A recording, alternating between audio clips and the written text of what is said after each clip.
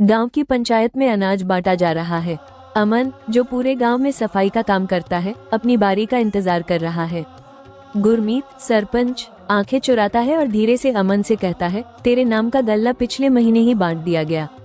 अमन परेशान होकर कहता है, पर सरपंच जी, मेरी बहन बीमार है, मेरे हिस्से का अनाज। सरपंच मुस्कुराता है, चल बेटा, अगले महीने देखेंगे। बाबा हरिदास ये सुन लेते हैं। उनकी आंखों में आग सी चमक आती है। बाबा हरिदास कहते हैं, हक पराया नानका, उस सुअ उस गाय ही नानक। किसी और का हक छीनना सुअ और गाय का मांस खाने के बराबर है। जैसे धर्म में मुर्दार खाना वर्जित है, वैसे ही किसी गरीब का हक छीनना सबसे बड़ा पाप है।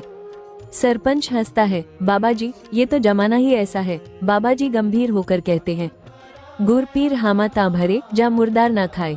अगर तू सचमुच खुद को धर्मात्मा कहता है तो फिर मुर्दार मत खा, नहीं तो तू सिर्फ नाम का सरपंच है, असल में तेरी जमीर मरी हुई है।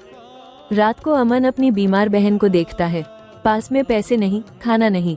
फिर वो अपने पिता की पुरानी डायरी निकालता है, जिसमें लिखा है, बेटा, चाहे जो हो जाए, किसी का हक न छीनना और कभी झूठ न बोलना। यही असली भक्ति है। अमन सारा गांव घूमकर लोगों के घरों में सफाई करने का काम मांगता है। लोग दया करके उसे काम दे देते हैं। अमन मेहनत करके अपनी बहन का इलाज करवाता है। बाबा हरिदास गांव के लोगों को इकट्ठा करते हैं। सबके सामने रजिस्टर और दस्तावेज खोलकर बताते हैं कि सरपंच ने 4 गरीबों का राशन चुपचाप अपने रिश्तेदारों को बांटा है। बाबा जी जोर से बोलते हैं, गली भी सत ना पाए, छूटे सच कमाए। झूठे वादों से स्वर्ग नहीं मिलता, सच और मेहनत से ही मुक्ति मिलती है। गांव के लोग सरपंच को हटाकर अमन को नया सेवादार चुनते हैं। अमन गांव में अब सबका साथ लेकर काम करता है।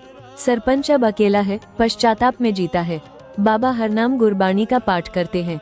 मारन पाही हराम मही, होए हलाल ना जाए। अच्छी अच्छी बातें करने से और अनेक दलीलें देने से हराम का माल हलाल का नहीं बन जाता। किसी का हक छीनकर कमाया गया सुख दरअसल मुर्दे का मांस खाने के बराबर है। जिसने सच्चाई की रोटी खाई वही असली बंदा है। बोलने से स्वर्ग नहीं मिलता, सच के राह पर चलने से ही मुक्ति मिलती है। पवित्र वचन श्री गुरु नानक साहिब जी।